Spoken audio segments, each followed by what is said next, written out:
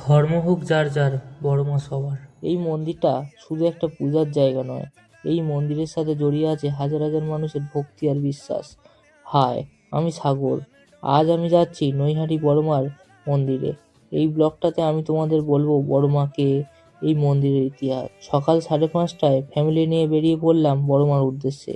প্রথমে ট্রেন না পাওয়ার কারণে আমরা অটো করে চলে গেলাম বারুইপুর স্টেশনে। তারপর বারুইপুর লোকাল ধরে চলে গেলাম শিয়ালদা স্টেশন। শিয়ালদা থেকে নৈহাটি লোকাল ধরে প্রায় 1 ঘন্টা জার্নি করে চলে এলাম নৈহাটি জংশন। নৈহাটি স্টেশন থেকে 10 মিনিট হাঁটা পথে চলে এলাম মায়ের মন্দিরে।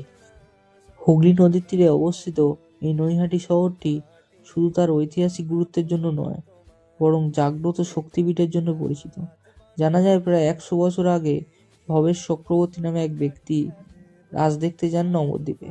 সেখানে বিশাল আকার এক মূর্তি দেখে তিনি ঠিক করেন নৈহাটিতেও এমন এক রক্ষাকালী প্রতিষ্ঠা করবেন।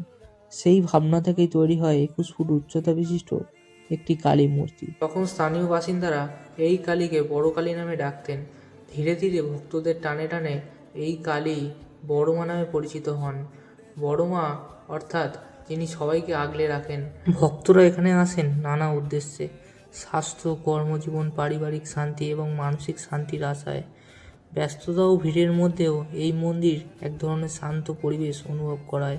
নৈহাটির বড় কালী মন্দির আজও মানুষের বিশ্বাস ও সংস্কৃতির একটি গুরুত্বপূর্ণ কেন্দ্র। লোকমুখে এটাও শোনা যায় যে বড় মার কাছে কেউ এলে সে খালি হাতে ফেরে না। বড় মার সামনে দাঁড়িয়ে মন ভরে তার দিকে তাকিয়ে থাকলেই মা তার মনের কথা সব কিছু জানতে পেরে যায়। মার পুজো দিয়ে আমি চলে যাই বাবার মন্দিরে। প্রতি সোমবার এখানে বাবার ভক্তদের সমাগম দেখতে পাওয়া যায়। নমঃ পার্বতী পতে, হর হর মহাদেব।